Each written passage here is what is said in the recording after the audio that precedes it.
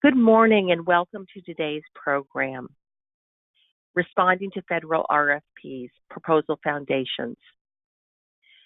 The Pacific Northwest Defense Coalition is honored to welcome back the team from Bid Designs to continue their very popular and valuable webinar series on responding to federal RFPs.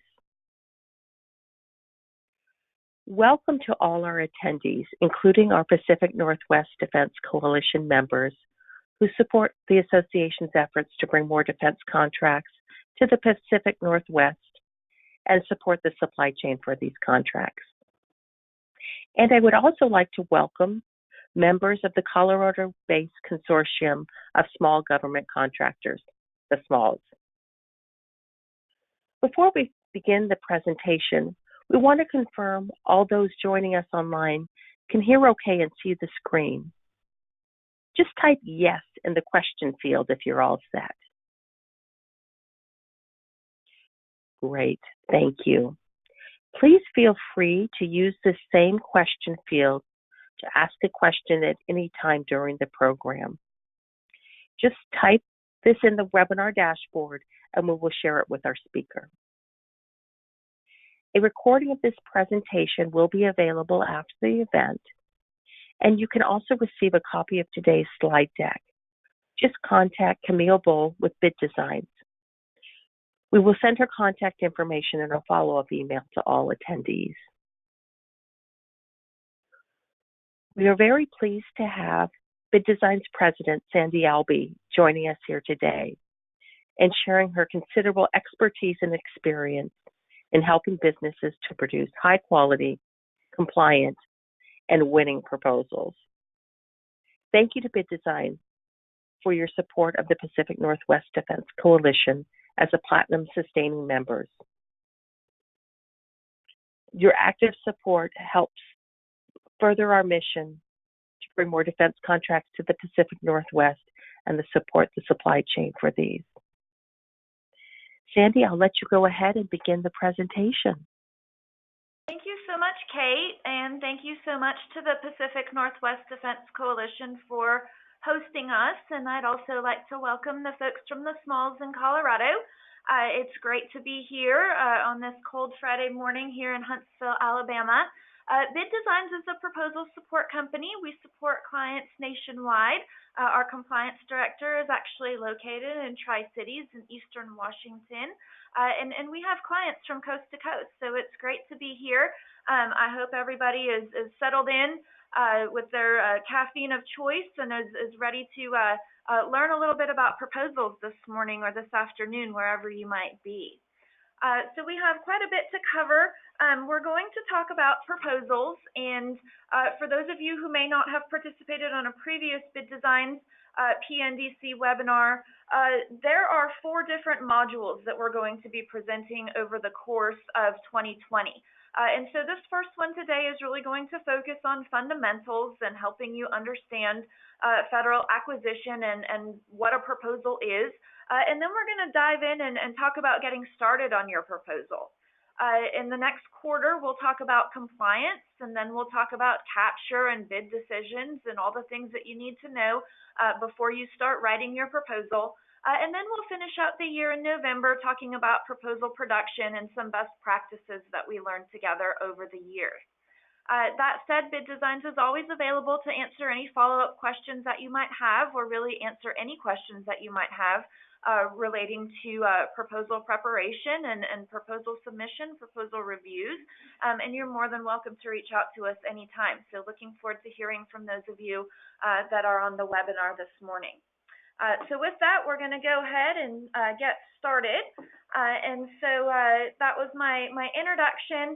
That's just a picture of me. I'm not quite that dressed up today, but you can see that there's a real human behind the voice here. And again, I'm excited to be with you. So for those of you that have participated in proposal processes in the past, you might have experienced a situation like this. This is where a lot of times managers, company owners, proposal folks, business development, capture folks. In a small business, you might be all of those things in one person. And you might say, okay, this looks like a great opportunity. I discovered that on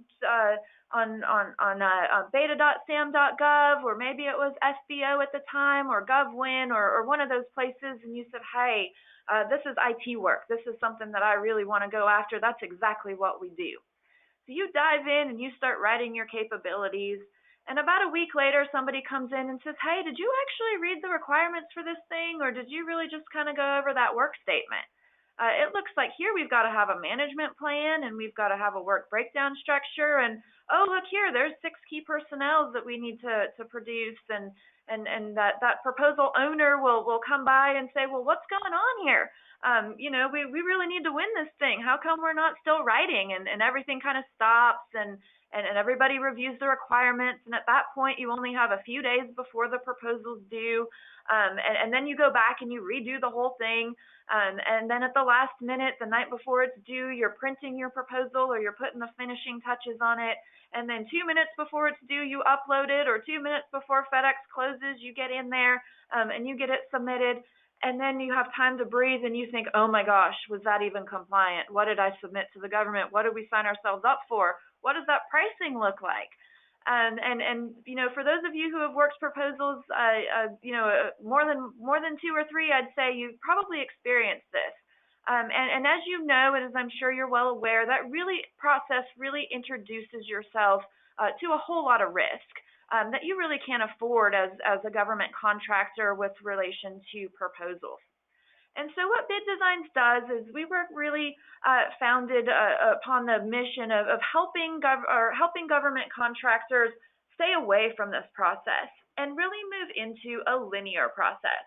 And that's really understanding, making that bid decision, thinking about what the requirements are, building what we call our compliance matrix, building a win map to ensure that we have all of the information that's required in order to support that particular proposal, hold that formal kickoff with our internal team, with our external team. Then we start writing. Then we're in a good spot for reviews and revisions, making sure that everything is produced in a compliant manner and allowing enough time to do that final quality and compliance check before you submit it. So what we're going to go through over the course of the year, and we'll talk about this at first, is really working to this process so that you don't have any more of those crazy proposal stories with regards to understanding the requirements and making sure that you're really bidding from a good spot.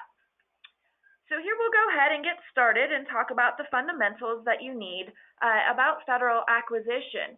And keep in mind, almost all of this is also applicable to state bids, local bids, commercial bids, bids as a subcontractor. If there's evaluation criteria and if there's some sort of instructions, you can apply this process amongst all of your different business areas for the most part. So the good news and the bad news regarding government contracts and proposals is that there's a whole lot of rules. I don't know anybody that has memorized the Federal Acquisition Regulations or the FAR word for word or the Defense Federal Acquisition Regulations supplements or any of the other myriad of supplements that are out there. The good news is that once you understand how that document is structured, how to read those prescriptions, and how to understand how those rules apply to you, you can be in really great shape with the understanding of where it comes to responding to proposals. There's a lot of different opinions that exist in the best way to develop a proposal.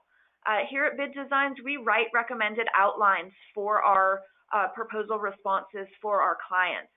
If I had that magic crystal ball that was the winning outline every single time, of course, that's what we would do every single time. Unfortunately, that's not the case. Different agencies are looking for different things. Your customers might be very different than your customer of your competitor down the street, who might have different business focus or different business line areas. And also the structure of the RFP can vary wildly from one RFP to another. So you might have a situation where you're following what the FAR designates to be the uniform contract format, but they can really have a different structure. Again, that can vary from one RFP to another. And so you really have to have the ability to delineate what those requirements are, what those evaluation factors are, and making sure that you're compliant.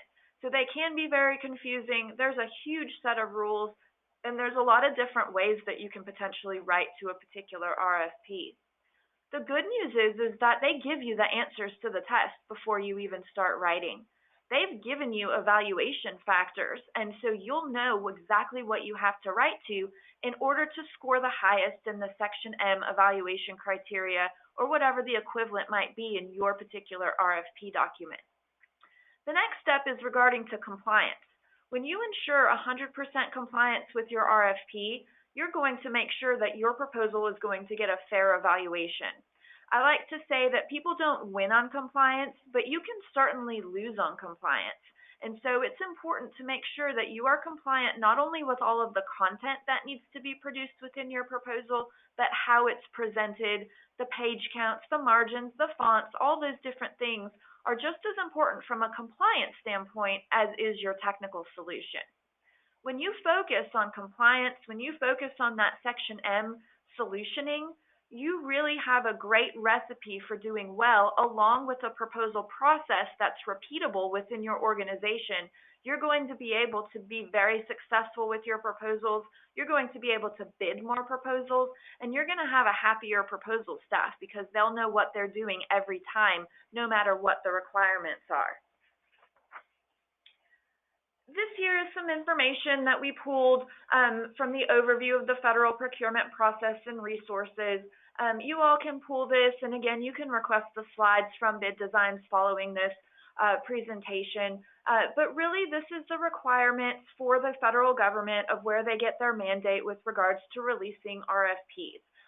Right now, as of late last year, they're using beta.sam.gov, formerly known as federalbusinessopportunities.gov or FBO, and they work with the applicable provisions of the federal acquisition regulations, and you can think of that as the rules for everything that needs to take place in order to make sure that not only is your proposal compliant, but that the resulting contract is compliant, and the way that that contract is run, evaluated, is all compliant throughout the federal acquisition process from RFP stage through performance, through evaluation by the government, all the way through final contract closeout.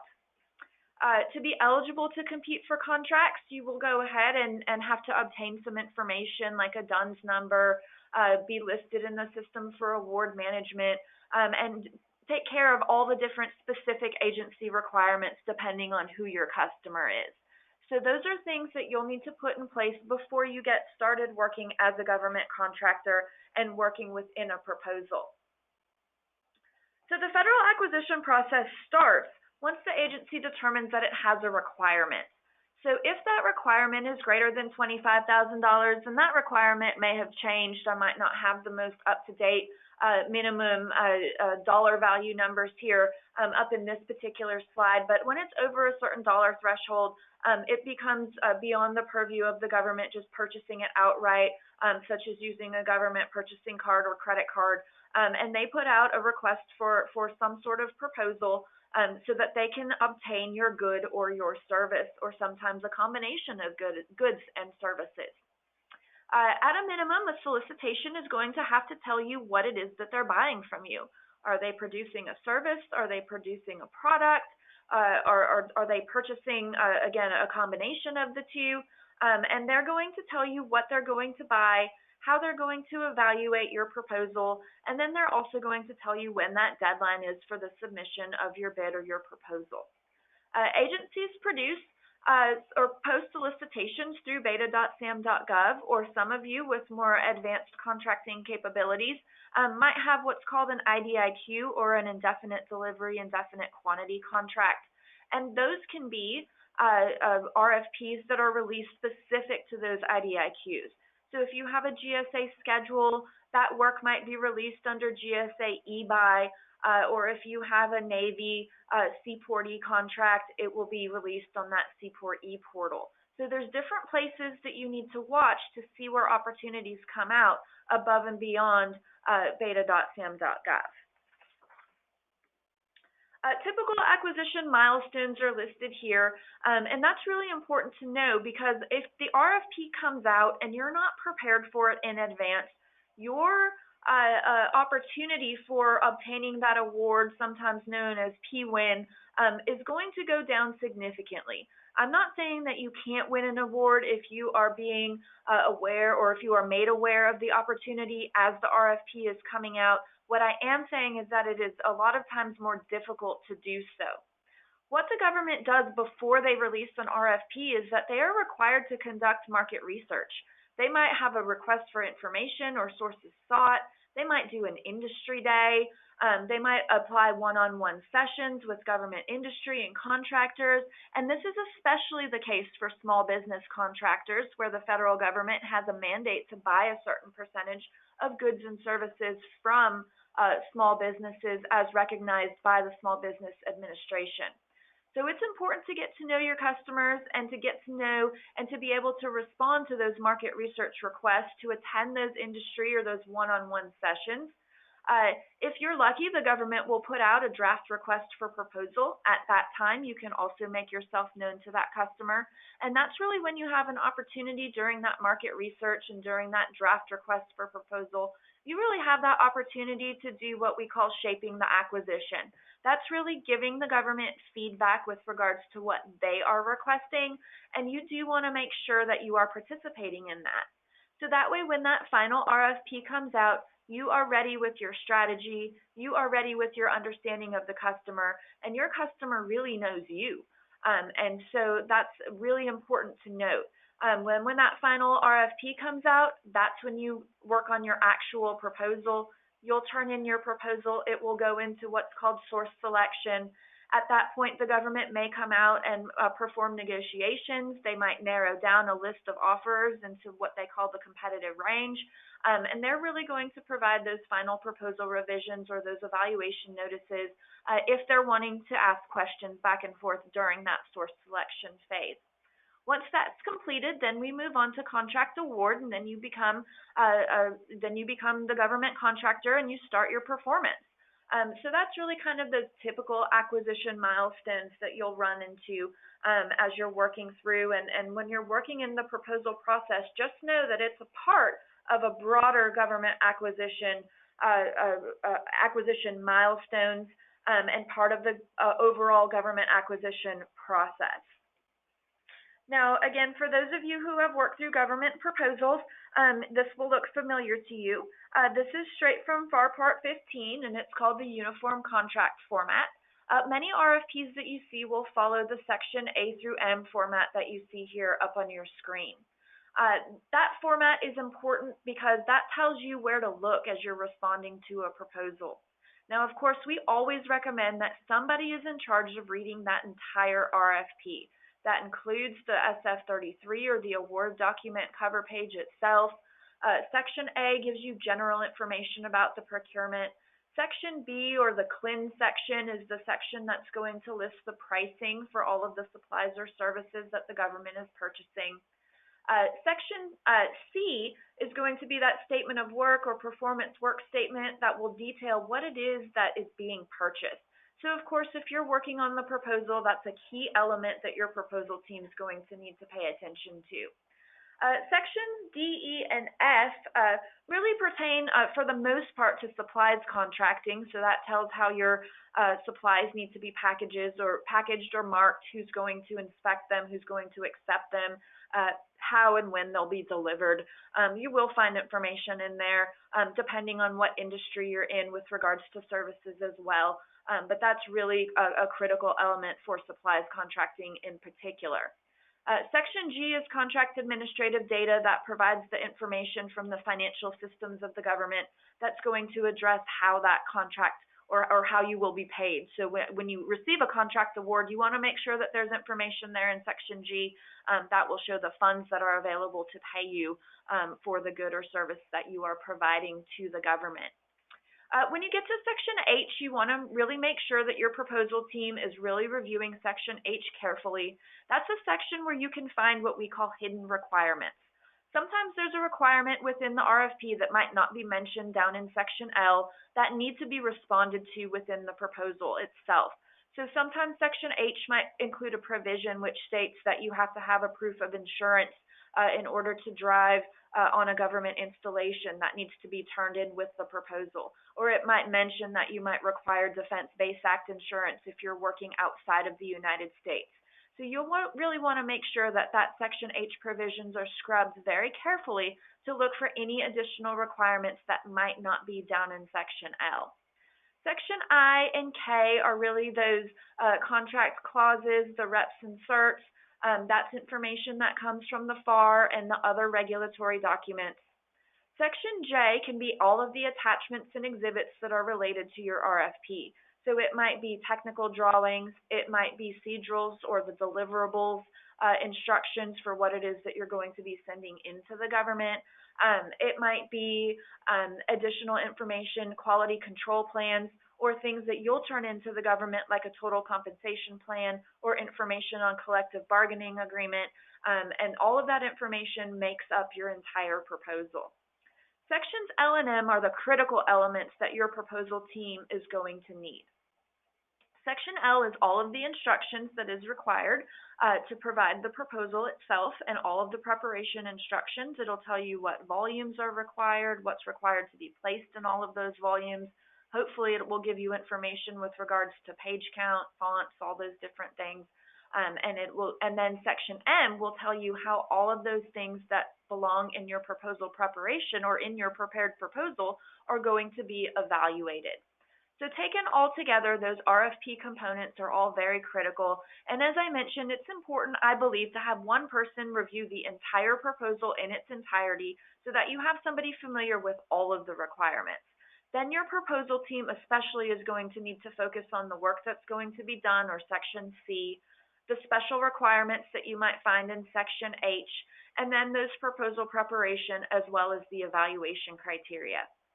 If you receive an RFP that does not have any sort of evaluation criteria, that's a red flag. You're going to need to go back to whoever's awarding the work and ask them what that evaluation criteria is, because without it, they're not going to be able to fairly award the work. So you want to make sure that there's always some sort of evaluation criteria that's included with your RFP.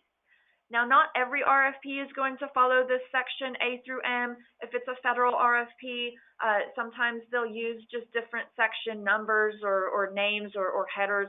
Contracting offices really have a very wide ability to include or to structure an RFP however they want. This is the standard contract format per the FAR, or you might be responding as a subcontractor or to a state or local RFP that will look a little bit different. But overall, these are the elements that you're going to be looking for within a solicitation. So now we're looking at, okay, what's my proposal? I'm going to have to turn in a proposal that's going to be evaluated by the federal government in terms of this particular instance, and we're going to go ahead and provide that information to the government. Within that proposal, we really advocate that your proposal will contain an understanding of what the government needs and why it needs it. That proposal should contain an approach. How will your company approach the solutioning to the needs of the government? You want to make sure that you are showing what your features and benefits are to the government. And they're not necessarily the features and the benefits of your company overall. You're really working towards illustrating the features and benefits of your approach to this particular proposal need. Along with that, you need to include proof statements. If you are saying that you are the best contractor for this IT requirement, I want to know why. You can say that you are the best IT contractor because you have 15 years of experience performing in that location with the subject matter expert who came from that place historically. So that's the type of proof point that I want you to be looking for. You also want to make sure that you're presenting costs that are supporting that approach and that are supporting the approach that you are presenting to your particular customer. You also want to make sure that you are presenting that understanding, that approach, the features and benefits, as well as those proofs to validate your claims correctly within the different proposal volumes. So a typical proposal is probably going to contain a technical volume, a management volume, past performance, and then cost. So you'll want to make sure that throughout your proposal you are focusing on the right things in the right volumes. A lot of times RFPs are going to state that you have to have standalone volumes, and what that means is that if an evaluation team pulls your technical volume, they're not going to evaluate past performance even if you mention that within your technical volume. And also a lot of times you're prohibited from discussing numbers in terms of cost in other volumes that are not cost. So again, you want to really make sure that you're reading that RFP very carefully so that you know those proposal volumes and that you know what needs to go in there, so that you can include that understanding, approach, the features and the benefits, as well as those proof points to substantiate your claims. Section L, as I mentioned, is going to be included everywhere within your particular proposal. You'll want to have read that Section L, and those will include those instructions. You need to provide exactly what the government is looking for in order to ensure 100% compliance with the proposal requirements. So you always want to read Section L, make sure that you're giving them exactly what they're asking for per those instructions. They're not optional. You have to include those so that your proposal can be compliant and can be fairly evaluated. Every proposal, like I mentioned, needs to have evaluation criteria. You want to give your evaluating team every reason to give you those highest scores. So think of these as the answers to the test. So you want to have those Section M evaluation criteria addressed everywhere that it's required, so that way when you have your technical evaluation, you can have those highest rated scores, and there's no question that you are the best company to provide that particular good or service to your customer. Once your proposal is turned in, your proposal is going to be evaluated. A lot of times there's a source selection evaluation board, but this varies on the size of the procurement. But it will be fairly evaluated, and there will be an evaluation process regardless of the type of review that it receives. So that evaluation criteria will be used by the evaluation team. And so you want to make sure that you're always presenting information in the order that Section L requires that information to be presented in, because that's the order in which the government is going to evaluate your proposal. So even if you think it makes sense to talk about management before technical, if technical comes first and management comes next in Section L, you always want to address that in the order that it is presented in. You might score low for not giving them the best information that reflects the best solution. So that's a way of differentiating between being compliant and being technically responsive. So you not only have to be compliant with all of the proposal requirements, but you need to make sure that you also have the best technical solution, the best approach to that technical solution, and that your features and your benefits are those that the government is looking for.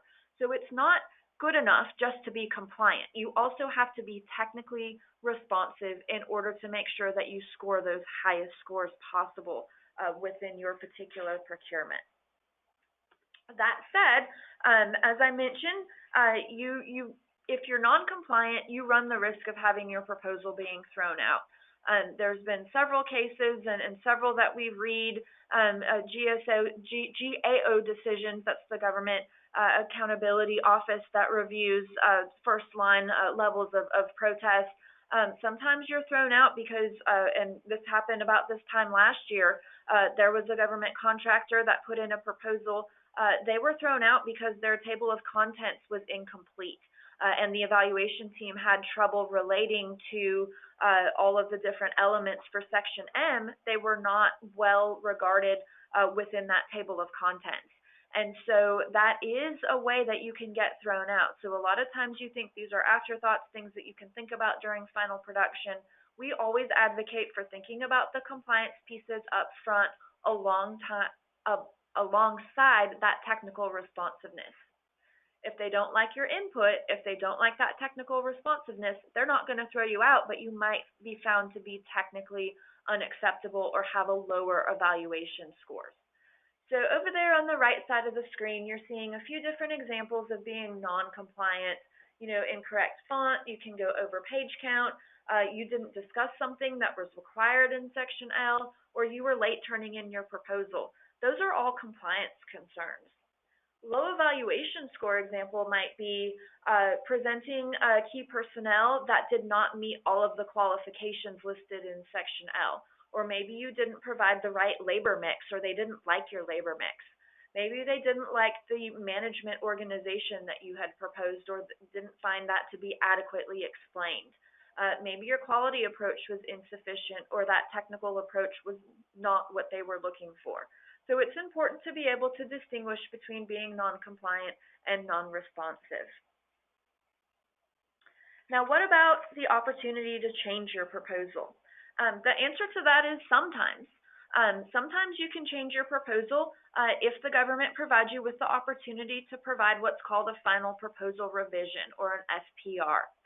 Sometimes the government will have questions about your proposal, in which case they might issue an evaluation notice or a discussion notice. When you get those responses, you want to be able to respond to those very quickly.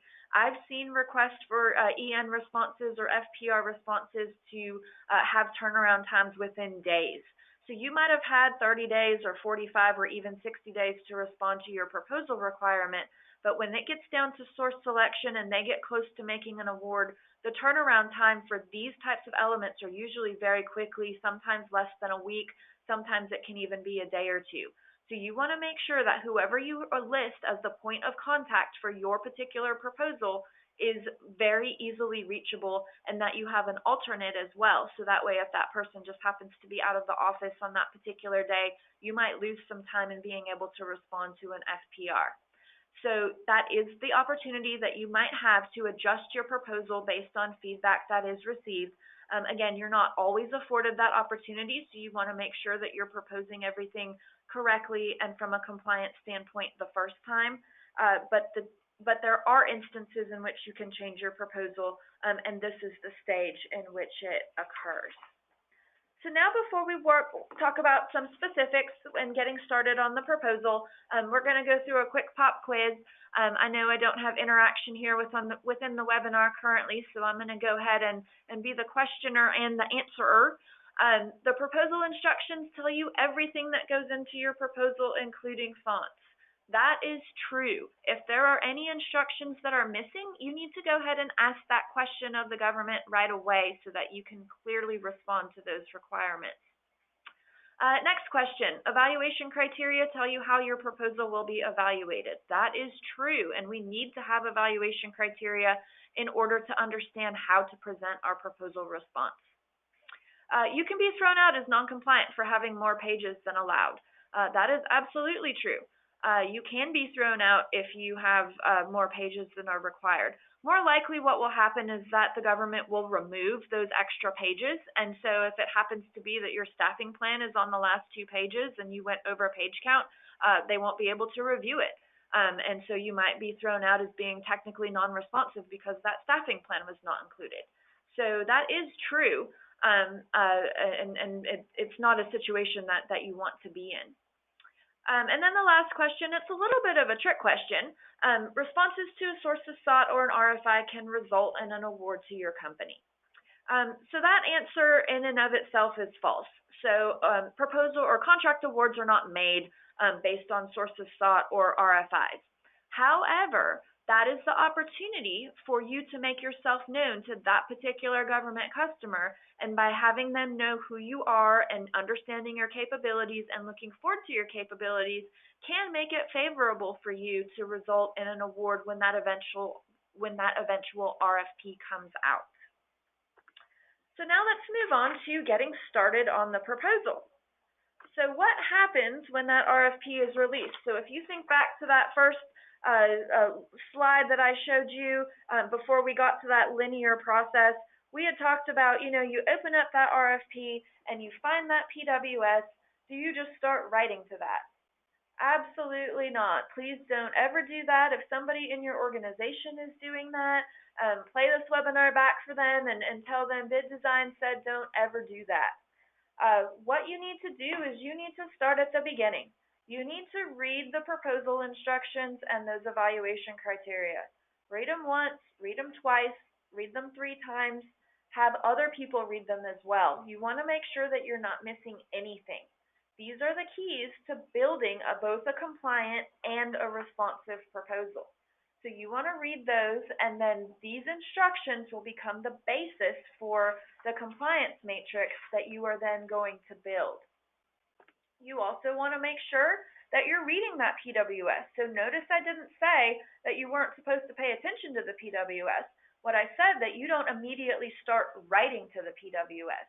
You need to read what those requirements are. If the requirements say that you need to write to every element of the PWS, by all means you are going to do that. But you won't know that until you've read Section L, how it's going to be evaluated, and then read the PWS to have an understanding of what those technical requirements are. You want to make sure that you can do all of this work. So you might want to start off and have somebody make sure that either your company can cover all of the elements of the PWS, or make sure that you have the right subcontractors or teammates in place so that you can cover all of the work that's required per the PWS. Now, you do want to make sure that your contracts group is making sure that they're aware of all those FAR clauses, all the DFARS clauses, any supplemental clauses, all of those requirements in Section H. You want to make sure that you understand what you're signing up for. If you don't understand what it is that you're signing up for and you win the award, it can be very, very costly if you don't have something in place or you're not prepared to get that in place in terms to a process or a procedure or a very specific thing that you might need to have in performance of that work. So make sure that your contracts or legal team or whoever that might be, again, in very small businesses, you might be the proposal response person and you might be the technical expert and you might be the contracts person. That's all right. You do want to make sure that you're taking the time, however, to understand what those requirements are. If you don't know what they are, you want to make sure that you're gaining some outside expertise when it comes to the contracts portion and the contracts administrative portion of this RFP, because again, that will turn into the work that you're doing and it turns into the contract requirements as you're performing. You also want to make sure that you have all of the requirements, or that you're able to respond to all of the requirements. Do you have the relevant and recent past performance? If there's a requirement that relevant and recent past performance is performance that is done within the last or period of performance ended in the last 2 years, but you did this 5 years ago, you might not meet the requirements for past performance, and you might need to bring on another teammate, or you might not be able to bid this opportunity. You want to make sure that you have the right personnel resources. Does my program manager meet the requirements here with the degree requirements, the years of experience, the certifications, the type of experience that are required? Specialty engineers, technicians, construction workers, whatever your field might be, you do want to make sure that you can provide everything that the government is asking for within the entire RFP. Sometimes there's supplements within Section J that lists information that's required for key personnel. Sometimes, again, it relates to certain past performance that can be provided. Sometimes only prime past performance is required or is allowed to be submitted. So those are all the different things that you're going to have to work through, and you want to make sure that all of those things are covered, again, before you start writing. You don't want to waste anybody's time, and you want to make sure that you have an understanding of what you're writing to for the entire proposal and not just that technical section, because that technical section is only part of what you're responding to in order to receive that contract and that overall award. So after you've read all of these different things, you've read L&M, you've read the PWS, you've read the requirements for past performance, for personnel, make sure that you're able to respond to all of the pricing requirements. That's when you're going to start building what we call your compliance matrix. Bid Designs creates a compliance matrix for every single RFP that comes to us. That compliance matrix contains every word of Section L and Section M. That way we can maintain the integrity of your RFP within our compliance matrix. It organizes all of those requirements, marries up the requirements next to the evaluation factors. Then we also go and we analyze that PWS. We analyze all of the other requirements, Section H, attachments, all those different things. We look at what those page count requirements are, and only after we've done all of that, Then we start to write our proposal outline for each volume. It is a living document. It becomes updated anytime there's an amendment, Q&As that are released to your RFP. That compliance matrix is your roadmap to ensure that all of the requirements are addressed. If you create a compliance matrix and you follow it, you will ensure that you are compliant with all of those different RFP requirements. We actually utilize our compliance matrix as part of the color team review process, which we'll talk about in other webinars. And what we'll do is we will use that matrix and we will provide a grade for each element that's required. And that way we can make sure that the compliance is being addressed from review through review. So that's really critical. You do want to build your compliance matrix. That compliance matrix, as I mentioned, once you analyze all of those different requirements, you're writing in a proposal outline. We take that compliance matrix and then we actually create that proposal outline. So this is a sample proposal outline that we create based on that compliance matrix. So it includes all of the compliant desktop publishing information before you even start writing. So it has proprietary information statement that you see down there at the bottom of the cover page. It has the solicitation due date, the solicitation response information. Then as we get into the actual writing of the document, we put in the section L, the section M language. We put in all of the different sections that need to be required. And that way you can send that over to your writing team, or you can sit down with that outline document and then start writing and or distribute that to your subject matter experts, to the different people that are going to be participating and writing the proposal, might be your subcontractors. And there you'll have a professional document that they're able to start writing to as soon as they receive it. Now, in concert with building your compliance matrix and your outline template, you also want to make sure that you build a schedule. For every RFP that we support, we look at when the RFP is due, and then we look at the production requirements. And from there, we back up that schedule and we look at, okay, how many days do we have before the RFP is due? What are those production requirements? How many reviews can we fit in between then? So your schedule doesn't have to look like this, but we do always recommend that you have a schedule. That way you're utilizing all of those days that are available to you before the proposal is due in order to make sure that you're on schedule so that you can ensure that quality and compliance during the final production process. Now, somebody once told me who was wiser than me that a proposal is never finished. It just becomes due. And that's important to note because although you might not ever feel like your proposal is going to be finished, it will become due, and you do need to make sure that you're compliant and that the document looks as good as it possibly can. So in this particular case, we have final production that we're listing as a 4-day process. That allows us to put together a final format and edit, to do a print-proof review, including a compliance review, and then to be able to have that white glove to make sure that the proposal is due and that we have time to ship it so that it will be received when it's actually due. In this particular case, it's due on a Monday, so it's sent in on a Thursday afternoon. We also include milestones for reviews, so this allows us time to edit and format documents before reviews, and it allows adequate time for in-briefs and out-briefs for the proposal team. It also includes pens down for graphics, so if you have graphics that you're turning into your proposals, we're trying to implement and include those as well. You do want to make sure that as you're working your schedule and as you're working your proposal, that you are aware of amendments. Whenever an amendment comes out, you need to stop what you're doing and you need to make sure that you don't need to make any changes to your proposal. It's very likely that based on an amendment, you want to make sure that you are addressing whatever that amendment addresses.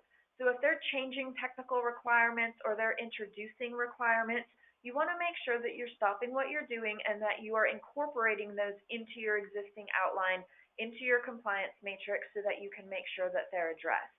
Amendments are very common. It's actually very rare to have an RFP that's released and then due without having an amendment that's required or that is released before the RFP is due.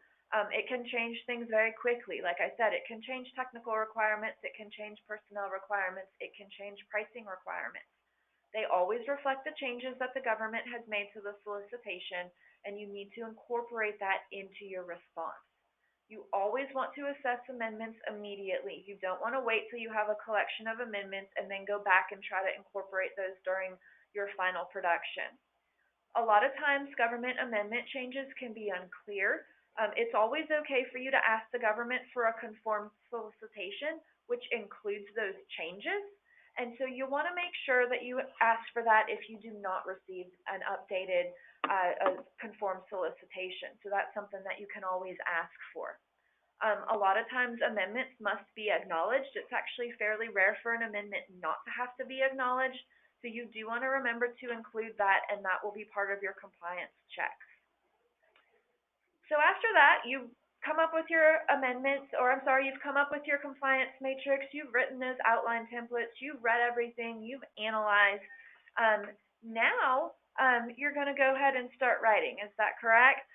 The answer to that is sort of. It's time to start writing, but this assumes that you've gone through a capture strategy and that you've gone through those features and benefits of your approach, that you have your understanding of the customer, that you have those proof points. If you've done all those things, yes, it's time to start writing. We're going to talk in future webinars about how to build that solution. Some people call it capture. Some people call it storyboarding. Whatever you want to call it, it's something that we recommend that you do before you go in and start writing from scratch. So the answer to that is you hold your kickoff, you start writing. I would say yes, as long as you've gone through that process. If you haven't gone through that process, I highly recommend that you do so. That way you're not just throwing pen to paper and putting answers in there and then going back to see if you've included your understanding, your features and benefits, and then your approach as well as your proof points. So we're going to go through other workshops together and webinars, and we'll talk about different things that we're going to do next time. That we'll talk about building a win map. We're talking about that capture strategy and building that solution in order to maximize the evaluation score. But for now, I want you to make sure that you're working through reading that RFP, creating a compliance matrix, creating outline templates, making sure that you understand everyone that's on your proposal team, knowing that you can respond to all of those requirements. And then once that capture is completed, you're going to go ahead and start writing. So in our future webinars, we're going to talk about compliance, we're going to talk about capture, we're going to talk about reviews, production, and then sum that all up towards the end of the year. So with that, we'll go on to our final pop quiz of the day, and then I'll ask Kate to open it up to questions. The first thing that we do is write to PWS. I think that we spent some time earlier on there. That answer is false. You need to understand what those requirements are before you start writing. You should always start writing right away because there is so little time. So I agree that there is so little time. However, don't start writing until you have all of the other things covered. Doing a proposal without a compliance matrix is the riskiest thing you can do. So when our graphic designers came up with this graphic, I had to laugh because it's probably not the riskiest thing that you can do in life, but it's certainly one of the riskiest things that you can do when it comes to proposal response. So that is absolutely true. The other T's and C's, besides the proposal instructions and eval criteria, don't matter. Of course, that's false. You need to make sure that you're adhering to all of those different things and that you know what you're signing up for. So as a preview to future sessions, this is just a little overview of where I want you all to focus your efforts when it comes to proposals. You all are proposal management, business development, capture folks, pricing folks, subject matter experts. You together need to make sure that you're implementing all these different things around this framebox slide so that you are optimizing those resources and everything that you're doing in creating compliance matrices, having a schedule, coordinating reviews, making sure that capture is taking place, making sure that your document is properly published, making sure it looks good because overall it's not only a proposal but it's a marketing document. So you want to make sure this is what we do for all of our clients. Our clients make sure that they are inwardly focused, focusing on that section M and the evaluation criteria, and we help make sure all the different things on the outside of that frame box get done. But those things you can make sure that you're implementing into processes within your business, from compliance to scheduling to ensuring document control, running reviews, making sure that your documents are professionally published and that they look as good as they possibly can. So with that, here's just a listing of the future webinars that will be taking place. So looking forward to speaking with everyone again on May 8th. We're going to talk about proposal compliance. Then over the summer, we're going to talk through capture. And then we'll talk about production and some secrets with proposal production. And that will kind of take you through that model. And by the end of the year, you will all be proposal experts. My contact information is on this slide. Feel free to contact me directly. I'd be happy to answer any proposal-related questions that you have, specific questions or general questions. So I look forward to hearing from everybody. And with that, I'll turn it back over to Kate, who might address any questions that anybody has. If you have any questions, go ahead and type them into your view tool, and I would be happy to answer them. So thank you. Great. Thank you so much, Sandy. And I'll remind all our attendees that you can type your question in the webinar dashboard. We do have just a few minutes for questions, and we might not get to all of them, but we'll make sure to send them to Sandy. Here is one question. Can you ask for an extended due date, especially if there are amendments to the RFP? Absolutely. It is always okay to ask for an extension. However, you never want to make the assumption that that extension is going to be granted. So if you call up the contracting officer and they say, yeah, we realize that there were some issues with the RFP and we issued the amendment and yeah, we're probably going to extend that. But you don't have an actual amendment addressing that extension, you really have to work towards what the due date is in your contract. If you receive the amendment and you receive that extension, that's great. And you can work towards that extended time period. But until you have that amendment in hand, you have to work towards the due date that you have written into your solicitation documents. If you feel like you need an extension early on in the process, it's important to get that extension request in as quickly as you can. I've worked on the government side before awarding contracts for the Army Contracting Command here in Huntsville, and I was always upset when someone would come to me the day before their proposal was due and say, hey, I really need an extension. I'm not going to be quite as agreeable to that unless there's a very specific and compelling reason for you to come to me, a day or two before your RFP is due. So yes, it's always okay to ask for an extension. It's a good idea to put in a justification as to why you're asking for that extension, and then ask for a specific date. Don't just ask for an open-ended extension. So that's a really good question there. So hopefully that answers your question, and if you have any additional questions, go ahead and reach out to me directly. Great. Thank you, Sandy. We do have a lot of people asking where they can get the slides from today's presentation. I'll remind everybody you can reach out to Sandy or her colleague Camille. I'll send that information in the follow-up email to all attendees, and they can provide you with that deck. We'll also have a recording of today's presentation if you want to share it with colleagues. Also, another question here. We know you have many conversations with federal defense contractors. What's the number one question you get? Why do people pick up the phone and call you most often? That's a really good question. I would say people call us most often because they've had too many late nights struggling to get a proposal in, and then when they turn it in, it's not necessarily a proposal that they're extremely proud of.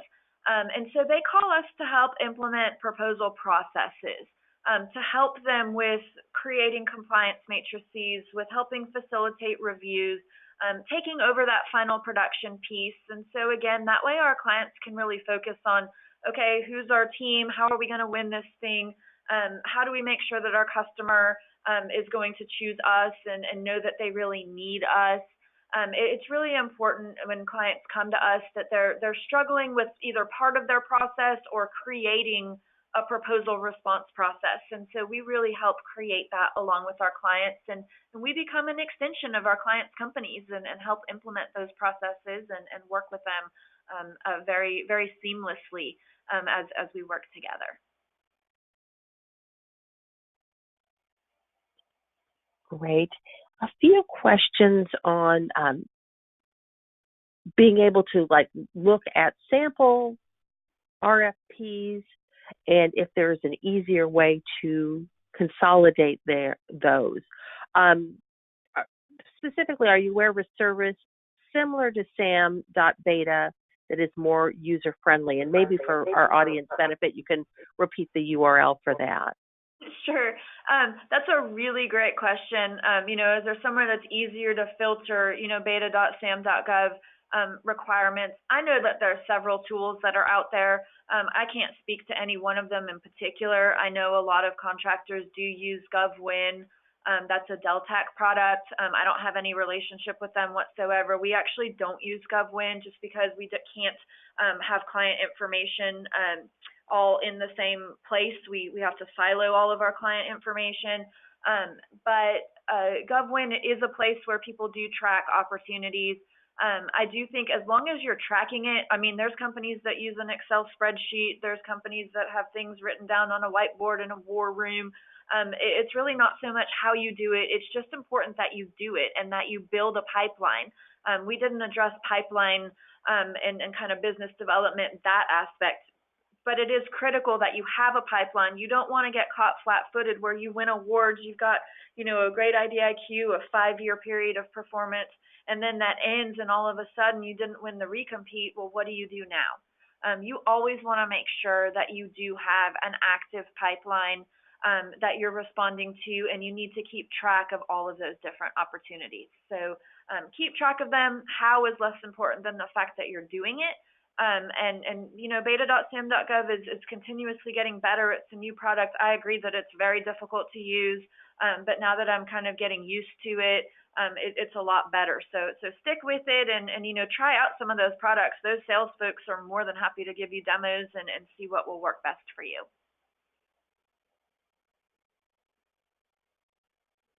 Great. Thank you so much. And I will remind people that there are a lot when you search for beta.sam.gov, you'll want to go directly to that URL. When you search for it, sometimes a lot of scam sites or other sites come up, but that is the URL that you'll want to go to for the government's site on that. Sandy, I don't know if you have anything to add on that. I know that's been an issue before. You are absolutely right. When you search things, you should never pay for a search in beta.sam.gov. You should never pay to create a SAM record, things like that. If you have any questions though about opportunities or about reading or how to read an opportunity, again, feel free to reach out to me directly. I'd be happy to answer a question one-on-one. Great. Well, Sandy, thank you again. We really appreciate you lending your expertise. Great information, and we are looking forward to your other webinars. I see they're up on the screen here as a reminder on May 8th, Understanding and Ensuring Proposal Compliance, August 13th, What is Captured and Why Should I Do It? And then on November 6th, Summing It Up, Production and Proposal Secrets. Those will all be available on pndc.us for registration as they come available. I will remind people of some other upcoming Pacific Northwest Defense Coalition programs on pndc.us. We will have several supply chain opportunities conferences, both this next Thursday in Portland and on May 14th in Puget Sound. These are opportunities to learn to do business with some prime contractors, such as Rolls-Royce Aerospace, Vigor, NASA Jet Propulsion Lab, Siemens, etc. PNDC will have a delegation from Department of Homeland Security procurement coming out, likely to be in April. And also don't miss our annual Aerospace Defense Conference on June 11th. This offers intelligence, trends, and connections in traditional aerospace, unmanned, and space.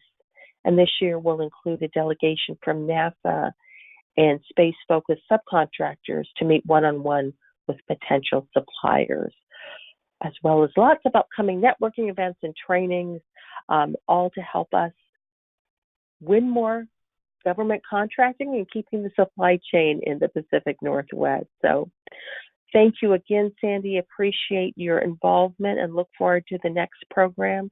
And thank you for everybody joining us here today. Following this webinar, you will be sent a brief 3-question survey. We'd really appreciate your feedback on today's webinar. Thank you all. You. The webinar has now ended.